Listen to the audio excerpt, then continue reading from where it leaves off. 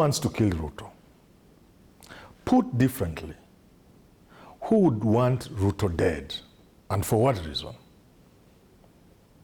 Let's not answer that. For today, I want us to look at whether this is possible or not possible.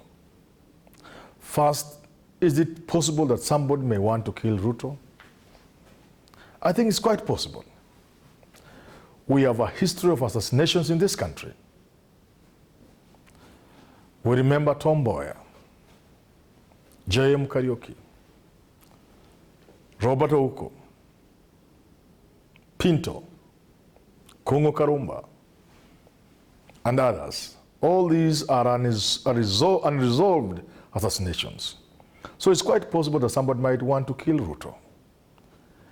The politicians are living in an environment that is always fraught with danger. That's why they have bodyguards, many of them. That's why they live in castles. So it is possible somebody could want him dead, and for political reasons. But let's flip it and look at the letter circulating in this country, purporting to have been written by a minister who did not attend a meeting in which cabinet secretaries and leaders from the Mount Kenya region discussed the assassination or the alleged assassination of William Samoei Ruto.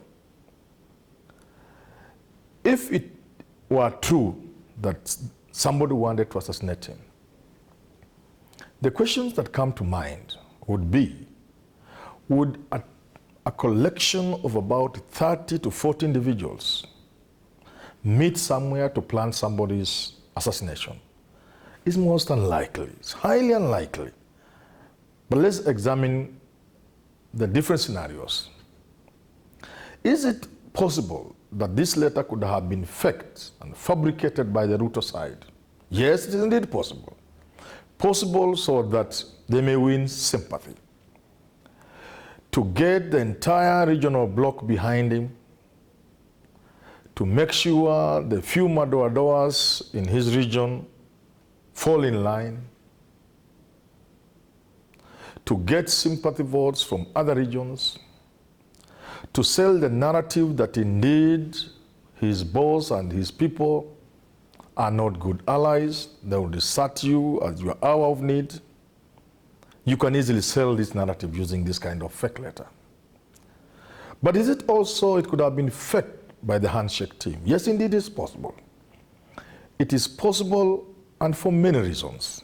But let me dwell on one. The handshake team could also fake this letter so as to provoke Ruto into overreacting, so that the Ruto team could overreact and give the handshake team the excuse they might need to jettison him out of government, out of Jubilee Party. But this is not why I'm doing this video. I'm a very sad man. I'm a sad Kenyan. Because if you look what's going on, things that are flying left, right in this country concerning this assassination plot and many other bad things, including cabinet secretaries and senior public officers going to DCI, including the absurd situation in which a top civil servant goes to report the Deputy President of the Republic of Kenya to DCI. These are indeed sad moments for this country. It would not be so bad if it was just that this is sad. It's more than sad. I do this video to say we are treading on very dangerous grounds as a country. We need to save our country. We have put ourselves in a situation that has turned the entire country into a flashpoint. We are like fools dancing around a petrol tanker with cigarettes, with lighters. The country could go up in flame. I will not elaborate. I'm sure anybody watching me this time would know what I mean. We should not create tension in the country, a country that is divided along tribal lines. It can be indeed very dangerous for the country. Today, I therefore want to address myself to the three gentlemen. Three gentlemen in whose hands today as I speak, the future of this country lies. The three gentlemen who will ensure that their grandchildren and their great-grandchildren have a country. William Samoei Ruto. I know you want to be President of the Republic of Kenya. Perfectly well. It's your right. You deserve it. I would not even hesitate to support you. But is the president a matter of life and death? Must you be president of the country? You won't even be the first. Before you, there was Jomo Kenyatta, Daniel Toroitich arap Moi, Mwai Kibaki, and now your boss, Uhuru Muigai Kenyatta. So it will just be 5 in line. It's not something worth dying for. It's not something that is that important. You cannot, for example, tell me you can walk over dead bodies on your way to State House. Anybody, any of these 3 people and more. I like what Goodluck Jonathan said when he was defeated. He said, the president is not worth dying for.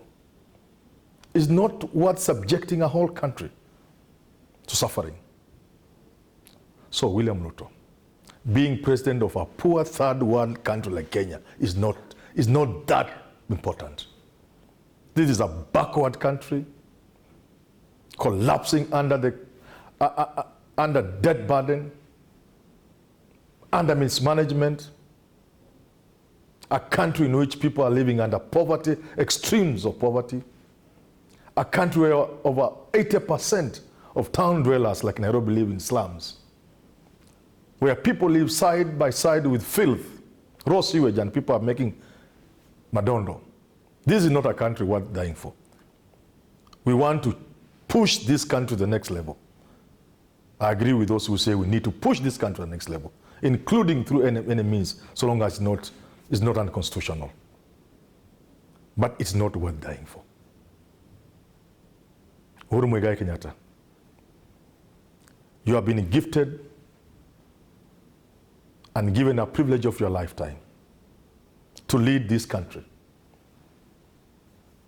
whose first president was your father. Don't let down your father. Down where he sleeps and rests, let him see himself in you. You should be decisive. Times like this come in a nation when you must do certain things that can offend your friends. But in the interest of the nation, your father did that many times. I invite you to look at what's going on in the country and take decisive action. You cannot allow this kind of situation to go on in the country. If the country were to collapse, my President Uhuru Muigai Kenyatta, when history is written many, many years ago, when your great-great-grandchildren read that history, they should be proud of you. They should be proud of the decisions you made to ensure that this great country continues and does not collapse under your watch. Your Excellency, take action. The impression anybody gets today is that there's something lacking with the leadership of this country. I know all this could be part of the games. Politics is a game. Pawns here. Push this,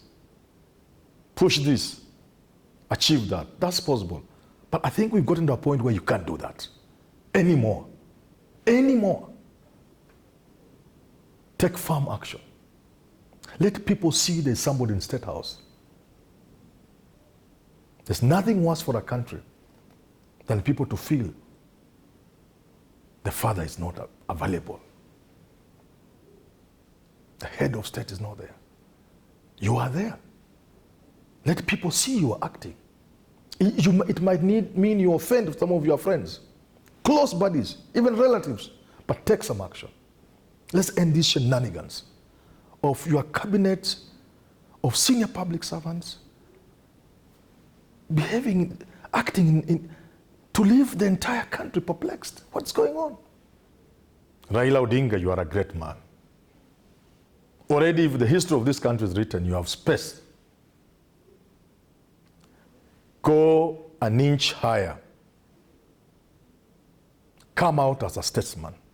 This country needs you more than ever before. Advise your younger brother. Talk to your much younger brother, William Ruto. Save this country. We want, you are great enough to make even sacrifices. When you and Raila and Uhuru Kenyatta met, you saved this country from what was really obvious collapse. The time again has come. And I suggest the following. I suggest that Uhuru Kenyatta, Your Excellency, Raila Amolo Odinga, William Samoei Ruto, sit together. And I think I'm speaking for the majority of people in this country. Sit together. Sit together. Sit together. In this sitting, the responsibility will be on Raila Odinga and Uhuru Kenyatta to convince William Ruto. If you are not going to support him for the presidency, tell him, give him the reasons, let him buy into the idea. Put it well. If it is in the interest of this country, if it is to address the problems that have faced this country since independence, if it is to address the injustices, historical injustices, the betrayals, the things that have given us a blot as a country, if to address those problems and to have a future free of tribal animosity, he may need to sacrifice his 2022 ambition. Let him buy into that idea. Put all the cards on the table. William Ruto, I will advise you to listen to your seniors. If they make sense, as I suspect they will, they are only hiding it. Buy into the idea. At your age, you can wait. In the interest of this country. Raila Odinga, greatness is achieved in moments such as this. The country is looking at you. For a number of years, Raila Odinga, you have been the most powerful individual in this country without state power. Yet you are the most powerful man in this country. Bring this power to bear on the situation today. Be the bigger brother. Uhuru Muigai Kenyatta, you are the President of the Republic of Kenya. Be the bigger brother. Bring William Ruto together and let this thing be sorted out. If you explain to him well, he will buy into the idea. If he doesn't buy into the idea, he will leave that room. He will know what is clear. There will be no guerrilla war, because guerrilla war is dangerous to a country. Nobody has ever won it. He will go out, assemble his army, and you will meet in a clear, well-defined war in 2022 at the ballot. I would suggest he should even walk out of government. But let Kenyans know clearly what is going on. Because these games, these shenanigans we are seeing can set the country on fire. Remember, the three of you, the greatness of an individual is seen in times such as this. Remember, this is your country. It belongs to you, your children, your grandchildren, great-great-grandchildren, and generations to come.